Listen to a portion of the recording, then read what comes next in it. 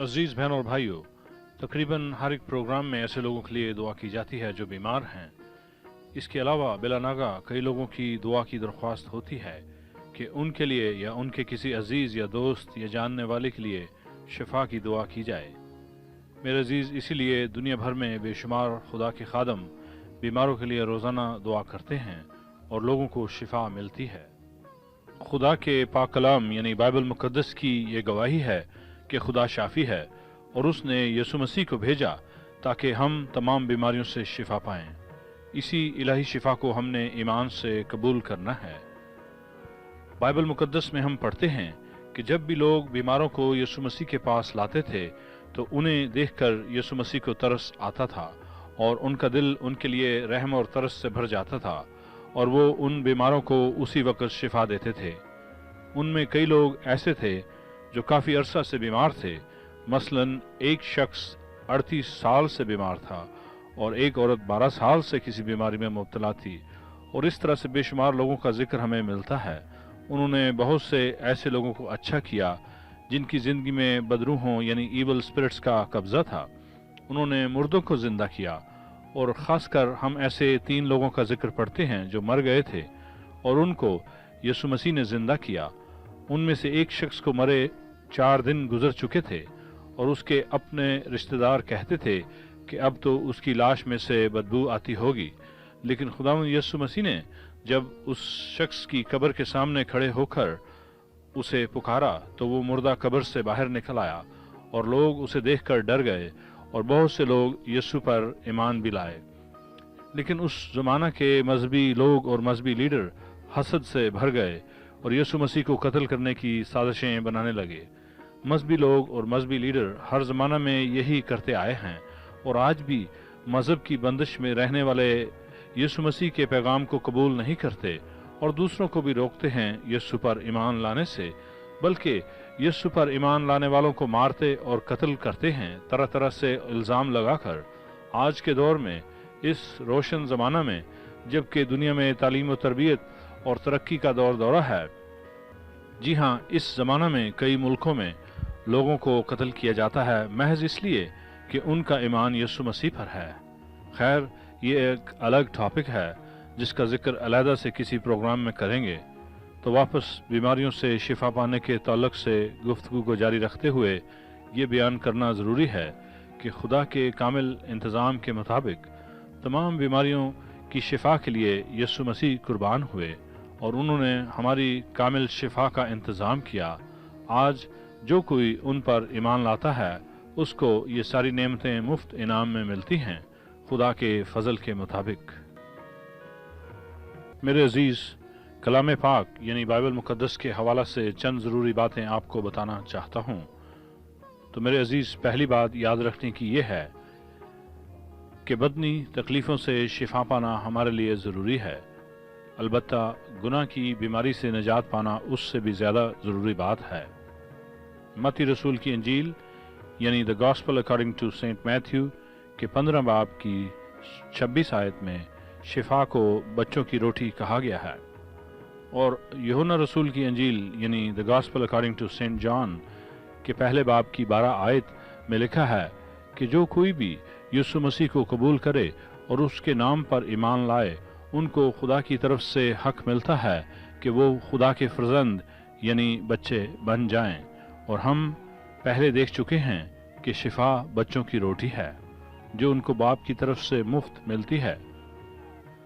और दूसरी बात यह है, दाऊद नबी ने ज़बूर 19 की 12 आयत में लिखा है कि कौन अपनी भूल चूक को जान सकता है, तू आए खुदा मुझे पोशीदा ऐबों से पाक कर। मतलब ये कि जो खुदा जानता है वो हम नहीं जानते। खुदा हमें हमसे बेहतर जानता है और उसके सामने अपने आप को झुकाएं तो वो छुपी हुई बातों से और गुनाहों से हमें आज़ाद करेगा। इसके अलावा खुदावंद के बंदा यकूब ने अपने ख़त में लिखा कुछ इस तरह, बस तुम आपस में एक दूसरे से अपने अपने गुनाहों का इकरार करो और एक दूसरे के लिए दुआ करो ताकि शिफा पाओ। तीसरी बात इस बारे में यह है, यीशु मसीह ने اپنے شاگردوں کو یہ تعلیم دی مرکز رسول کے مطابق انجیل مقدس یعنی The Gospel According to Saint Mark کی 11 باب کی 25 اور 26 آیات میں یسوع مسیح نے کہا، اور جب کبھی تم کھڑے ہوئے دعا کرتے ہو، اگر تمہیں کسی سے کچھ شکایت ہو تو اسے معاف کرو، تاکہ تمہارا باپ بھی جو آسمان پر ہے تمہارے گناہ معاف کرے، اور اگر تم معاف نہ کرو گے تو تمہارا باپ جو آسمان پر ہے تمہارے گناہ بھی معاف نہ کرے گا۔ معاف نہ کرنا یعنی unforgiveness ایک روحانی عمل ہے جس کے پیچھے ایک روح کا اثر ہے جو انسان کو اپنے قبضہ میں ایسا کرتی ہے کہ انسان رحم سے خالی ہو جاتا ہے، اور اسی لیے وہ رحیم و کریم خدا کے پاس آنے کی صلاحیت کھو دیتا ہے، بلکہ نامعافی کی روح انسان کو ایسا غلام بناتی ہے کہ وہ ہمیشہ کے لیے خدا کی حضوری سے دور رہتا ہے جب تک کہ وہ اس روح کے قبضہ سے رہائی نہ پائے۔ خدا نے ہمارے لیے اپنے رحم اور ترس اور فضل کے مطابق معافی کا انتظام کیا، اپنے انصاف اور عدالت کو بھی پورا کر کے یسوع مسیح میں، اور خدا انسانوں کو یہی تعلیم دیتا ہے کہ ایک دوسرے کو معاف کرو۔ اور چوتھی بات یہ ہے، ہمارے لیے ضروری ہے کہ ہم خدا یسوع مسیح کے دکھوں کو یاد کریں اور ان پر غور کریں، کیونکہ اس نے تمام دکھ ہماری جان کی سلامتی اور ہمارے بدن کی شفا کے لیے اٹھائے، اور اس طرح اس نے ہماری تمام بدنی کمزوریاں اور بیماریاں خود سہیں اور ان سے شفا پانے کا انتظام مکمل کیا۔ اور پانچویں بات یہ ہے کہ آپ خدا کا کلام پڑھیں اور اس پر دھیان لگائیں۔ خدا کے وعدے سچے ہیں اور وہ ان کو ضرور پورا کرتا ہے۔ خدا کے کلام میں ہی وہ وعدے ہیں، اور اسی کلام سے ہمارے ایمان کو مضبوطی ملتی ہے۔ شک ہمیں خدا سے دور کرتا ہے، ایمان ہمیں خدا سے ملاتا ہے اور اس قابل بناتا ہے کہ ہم خدا کی نعمتوں کو لے سکیں۔ اور چھٹی بات یہ ہے کہ ہم غرور اور تکبر اور اپنی راست بازی اور اپنی خودی سے باز آئیں۔ خدا نے ہمیں گناہوں سے نجات دلائی ہے اور بدنی شفا بھی دی ہے۔ ہم اپنے طور پر اس کے حقدار نہ تھے اور نہ ہی ہم یہ ڈیزرو کرتے تھے، لیکن یسوع مسیح نے وہ سب کچھ سہا جو ہم ڈیزرو کرتے تھے، تاکہ ہم کو وہ سب کچھ خدا سے ملے جس کو ہم ڈیزرو نہ کرتے تھے، صرف اس کی محبت کے وسیلہ۔ ساتویں بات یہ ہے کہ آپ اپنے دل کا سارا حال خدا پر ظاہر کریں۔ آپ کی سول یعنی آپ کی جان، جس میں آپ کے جذبات، احساسات اور آپ کی عقل اور مرضی شامل ہیں، ان سب کو خدا کے ساتھ اپنا تعلق اور رشتہ درست کرنا ہے۔ لہذا خدا کے سامنے سنجیدگی اور دیانتداری سے اپنے دل کا سارا حال بیان کریں، تاکہ وہ اپنے مسح سے یعنی اپنی انوائنٹنگ سے آپ کو شفا بخشے۔ آٹھویں بات یہ کہ یسوع مسیح پر نگاہ کریں اور اس کے متلاشی ہوں، بیماری پر نگاہ نہ کریں اور بیماری پر فوکس نہ کریں، پورے طور پر بغیر کسی رکاوٹ کے اپنے آپ کو روح، جان اور بدن سمیت یسوع مسیح کے لیے مخصوص کریں، اپنے آپ کو الگ کریں، ڈیڈیکیٹ کریں، تو وہ خود آپ کو ایک دن بالکل بے الزام بنا کر اپنے سامنے حاضر کرے گا۔ نویں بات یہ ہے کہ خدا کی ستائش اور حمد کریں، اس کی تعریف کریں پیشگی یعنی ان ایڈوانس۔ اس سے پہلے کہ آپ کو کوئی بہتری محسوس ہو، آپ اس کی شکر گزاری اور پرستش کریں۔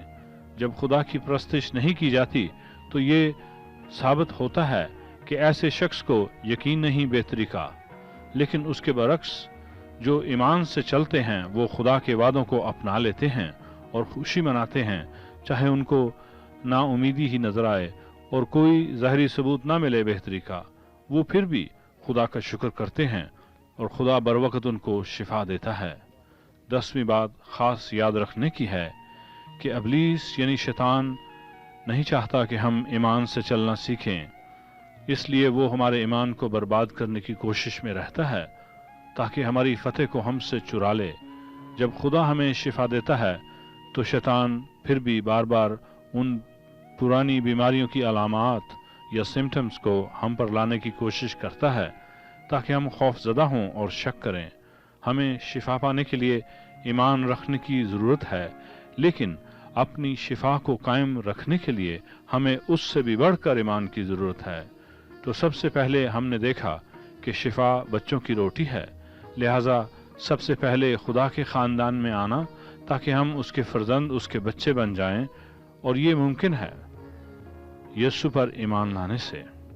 खुद खुदा ने यह हक बख्शा कि जो कोई यीशु पर ईमान लाए खुदा का फर्जंद ठहरे, और इस तरह फर्जंदों को यानी बच्चों को वो रोटी मिलती है जो कि इलाही शिफा है।